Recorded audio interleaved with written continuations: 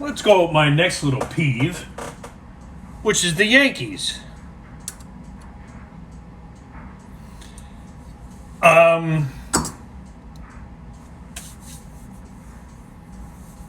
We're at 500 now. We suck. We're probably going to be under 500 after today. But it's funny how people keep blaming Boone. Now, Boone, some of the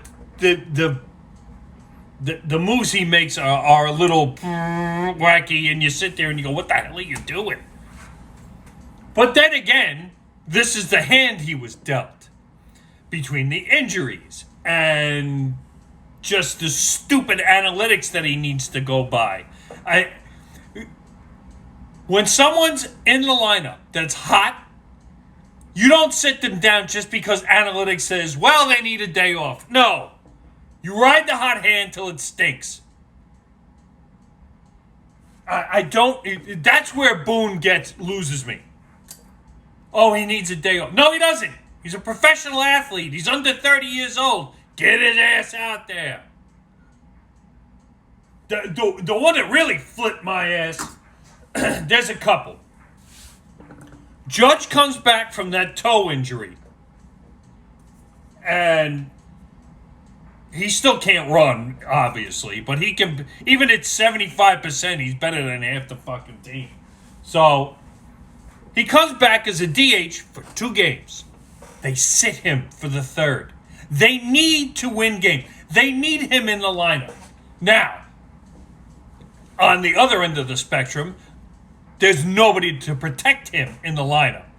Like if you walk him, the guy behind him may punish you. Nah, not this team. They can't hit out of a paper bag. And they haven't been able to do it since last All-Star game. Okay?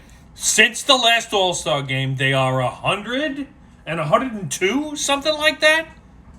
I mean, they're under 500 since last July. And you knew at the end of the playoffs last year, this is where Cashman, I blame this whole thing on him. You win 99 games, and you get into the playoffs as a division winner. You play Cleveland.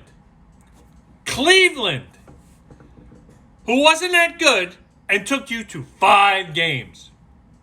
And you barely squeaked out that series win. You go into the ALCS against Houston. You get your ass handed to you. 50 strikeouts. I think it was 50 strikeouts, at least. 50 strikeouts.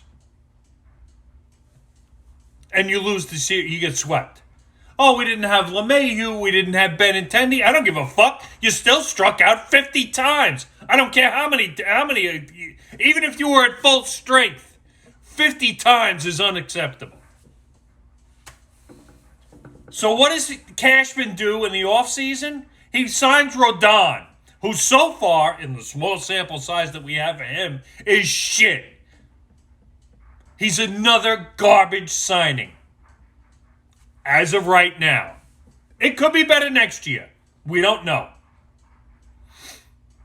But if you don't do so, and Nestor Cortez comes back, and he's on a pitch limit. And even on a pitch limit, he got hurt again. Look, if you can't go full bore, don't come back until you're ready.